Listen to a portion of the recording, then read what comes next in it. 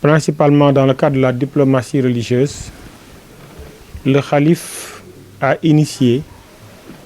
des événements depuis quelques années. Depuis qu'il a hérité le califat de Thierno Djiby Ousmane Daouda Ba, il a travaillé à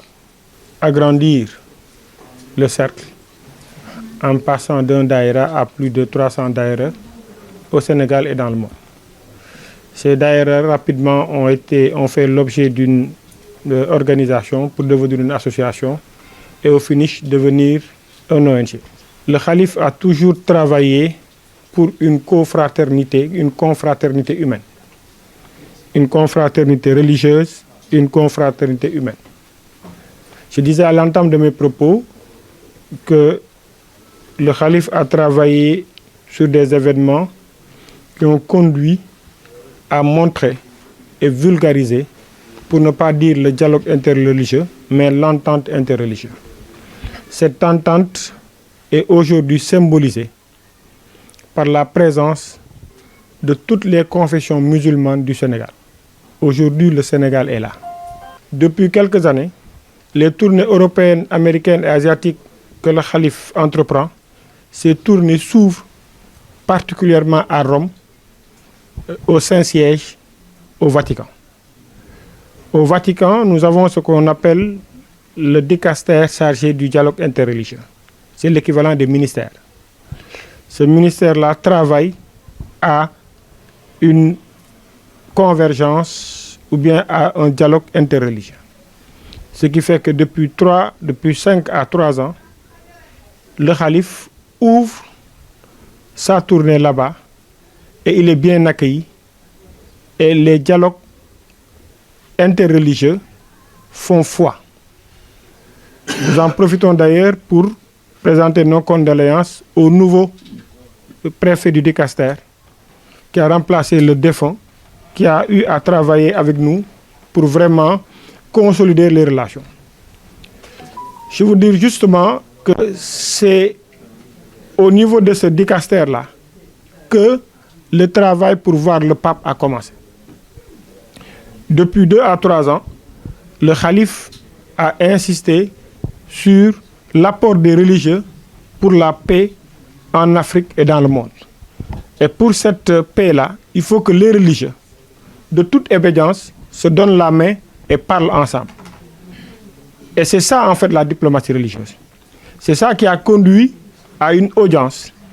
chez le pape François, que nous souhaitons encore prompt le rétablissement. Il faut rappeler que cette audience-là a été demandée par le calife, mais pas pour le calife. L'audience a été demandée pour que l'ensemble de la communauté musulmane sénégalaise soit représentée et l'ensemble de la communauté chrétienne. Au fil des relations épistolaires, le cabinet a demandé à voir le calife. Et poliment, le calife a dit que je ne suis pas venu pour ma personne. Je suis venu pour montrer et faire montrer la confraternité musulmane et chrétienne qui se trouve au Sénégal. Ce qui a conduit pour une première à l'invitation du cabinet du pape au calife pour venir assister à ce qu'on appelle une audience publique à l'hôtel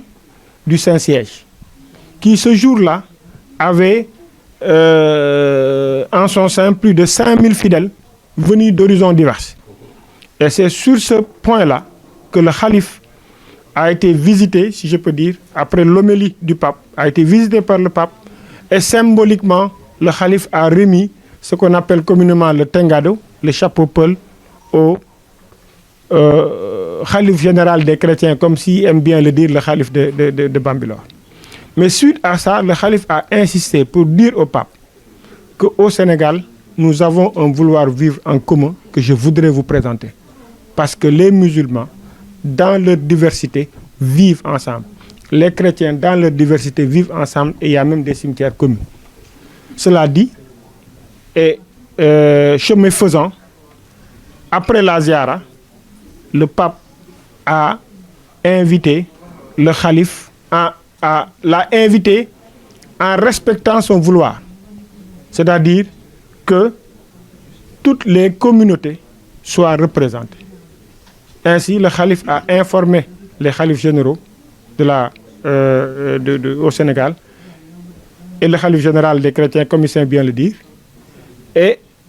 chacun a donné son plénipotentiaire au khalife pour le représenter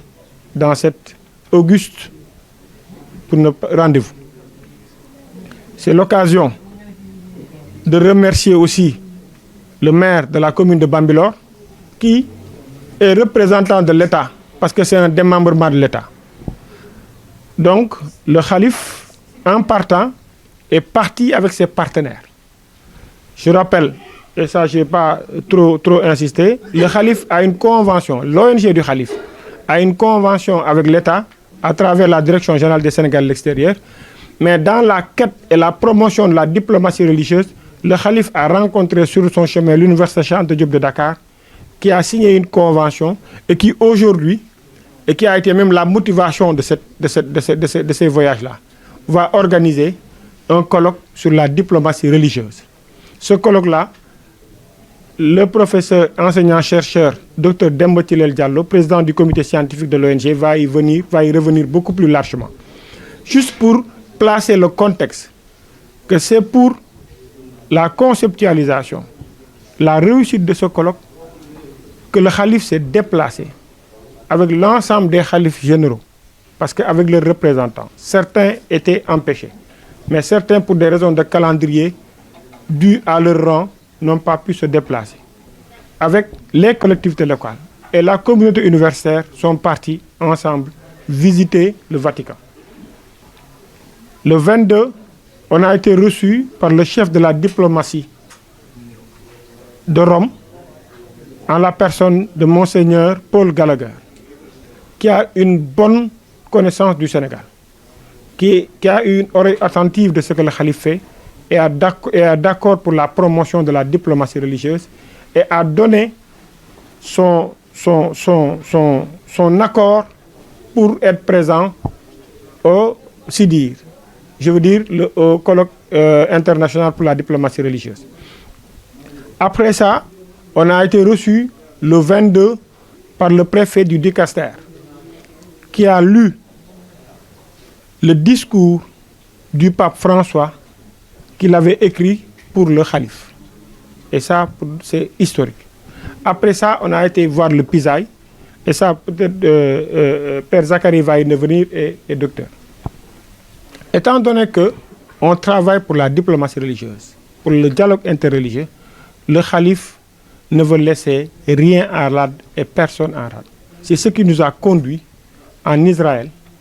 pour voir la communauté juive, discuter avec eux et les inviter à participer au colloque. Et ainsi, toutes les religions révélées et autres religions traditionnelles, le khalife va les voir, les inviter pour travailler à ce que cette diplomatie religieuse soit reconnue. Parce que l'objectif du khalife, c'est que nos guides religieux puissent être reconnus en tant qu'ambassadeurs de la diplomatie religieuse légalement. Premier point. Deuxième point, c'est travailler à la construction d'une chaire de diplomatie religieuse. Ça, le docteur va y revenir. Troisième point, construire la maison de la diplomatie religieuse où toutes les religions révélées vont continuer à faire des recherches là-bas et vont avoir un site et un pied de grue. Yàlla rek moo ñu boole te looloo tax yàlla ubbil ñu wërsëg bi nga xam ne yóbbu nañu ba ci Rome fi nga xam ne diine chrétien yi foofu mooy seen màkk mën naa wax te ci mois février ñaar fukki fan ak ñaar ba ñaar fukki fan ak ñeent ñu ngi woon Rome ak délégation yu jullitu Sénégal yëpp su Sénégal yëpp ñu ngi woon Rome et amoon na aussi représentant wu église ci l'abbé Alphonse mi nga xam ne moo représenté woon église Sénégal yëpp man tamit ma représente Père Zacharie spiritain ak conférence supérieure majeure yi ci waxtaan woowu nag ki nga xam ne moo fa wutu woon pape bi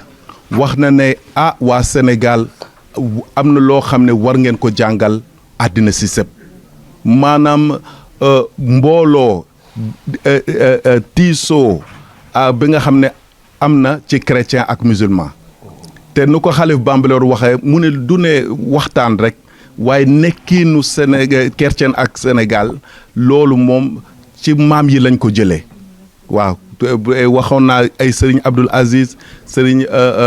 ñoom cardinal Thiandoum ak ñoom Serigne Touba ñoom bu ñu doon wax rek ñëpp dañ leen doon déglu te loolu la ñu wax diplomatie religieuse maanaam fi nga xamee ne diplomate yi ñoom dañuy def seen liggéey wax nañu ñi nga xam ne ñoo nekk ci diine chrétien wala ci diine musulman mën nañu joxe seen loxo ñu nekk benn ndax mën a tabax àddina si suñu ndaje boobu Rome daje xam-xam la woon parce que ñu ngi àndoon ak ñi nga xam ne ñoo nekk université professeur Diallo mu ngi woon ak ñun léegi demoon nañu ci benn institut bu ñu tuddee Pisaay foofu chrétien yi labbe wala sœur yi wala même laïc yi dañuy jàng lu jëm ci arabe lu jëm ci l'islam pour wone ne pour nga xam nit foog nga xam nit kooku nu mu mel nu muy dundee ak nu muy jàngee te foofu nag jéem nañ fa wax lenn maanaam nan la ñuy booloo Pisaay ak université Cheikh Anta Diop ndax ñu mën a liggéey ba chaire bi nga xam ne maanaam benn daaro pour ñu fay jàng diplomatie religieuse loolu ñu mën ko tabax. yaakaar naa ndaje tey bi dafay wane maanaam lancement maanaam dañu bëgg yëgal askanu àdduna que dafa am benn colloque boo xam ne dañ ko war a waxtaanee à l'université à Dakar ay éminents ay nit ñu yàlla jox xam-xam war a jóge fu ne ci àdduna bi war a ñëw ci xalaat ak ndigalu Thierno Amadou pour ñu waxtaane lu ñuy wax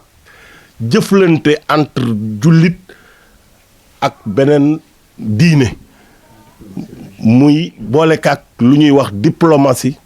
religieuse loolu nag dafay ëmb lépp dafay ëmb képp kuy am diine muy xalaat boo xam ne nag du xalaat bu war a yem ci commune Bambilor wala xalaat bu war a yem fii ndax xalifa bi xalaatam weesu na foofu kon dafa jot ñun population bu commune bu Bambilor ñu nekk benn say te loolu dinaa ci waxtaan ak xalif mu mën a oo tous les acteurs muy imam muy chef de village muy délégué de quartier muy président ASC muy président foyer muy doomu commune Bambilor ñu ba ànd ak moom porter le flambeau wu dialogue diplomatie religieuse bi nga xam ne war nañ ko def Ndakaaru ci fan yi di ñëw loolu nag dañ ciy oo ñëpp di ci taxawu ñëpp ku ci ne def ci loxaam ñun nag en tant que démembrement wu état muy commune pare nañu pour accompagner xalif bi ci démarche bi nga xam ne moom mooy yéeneem ak bëgg-bëggam ci diplomatie religieuse bi. dafa am benn ndaje boo xam ne dañ ko war a am mois d'avril 7-8 avril ci université. daje boo xam ne ñun ak xalif bi dañ ciy liggéey ñaareet a ngi tey parce que xalif bi tey dafa am benn convention bu mu signé ak université ñuy xalaat ci nan lañu war a def tey ba jàmm am ba diine yëpp daje ñu xool nan lañuy nu ñuy fexee ba jàmm am te loolu boo koy wax xam naa ni Sénégal kenn du ko ci jiitu parce que tey ñëpp nangu nañu Sénégal modèle de cohabitation modèle boo xam ne ñi fi dëkk ku nekk nangu na sa diine morom te ku nekk nangul na aussi sa morom donc façon bi fi am mooy façon boo xam ne àdduna bi yëpp tey war nañ ci roy loolu bu amee nag suñu kilifa diine yi dañ ci jouer rôle bu am solo boo dee Tivaouane boo nee Touba boo nee Ndiassane boo nee Layène boo nee mbokk chrétien ñoom ñëpp te ñoom ñëpp tey jëmm ji tey moo leen taxawal moom moo ñëw dajale tak loolu ñëpp li ñuy def indi ko teg ko ci table bi andi ceeg université donc li ñu ñaan mooy na ñëpp ñëw jàpp ci colloque bi mi ngi soog a am bu mel nii mi ngi soog a am ci àddina am nay waxtaan ci affaire diine mais colloque boo xam ne dañ koo jagleel ci xalaat diplomatie religieuse mi ngi soog a am donc ndamu Sénégal la mais ndam bi nag dafa war a am jëmm ji mooy bu bés baa dañu am ay gan yi fu ne la ñu jógee te teraanga Sénégal la ko moom donc ñu ngi ñaan képp koo xam ne mës nga am benn bés ak Thierno nga ñëw invité nañ la nga ñëw taxaw ci vraiment ci bés bi parce que bésu ñun ñëpp la suñu bésu kilifa diine la bésu parce que tey bu ñuy demee ba jàpp ni waxtaan àddina tey boo gisee crise yu bëri am ñiy dem di négocier ñu am ay échec c'est parce que dañ ci boolewul kilifa diine yi tey bu ONU bu daan dem di négocier ay pays yuy xeex nga jël ay kilifa diine boole leen ci waxtaan ji xam naa ni normalement war na mën a am réussite donc puisque tey ñoom am na échec faut avoir le courage de dire am na échec diplomatie boobu vraiment am na échec li ñu mën def mooy tey tàllal loxo kilifa diine yi tàllal leen loxo léegi nag pour ñu mën leen nag convaincre il faut que bés bi ñu réussir ko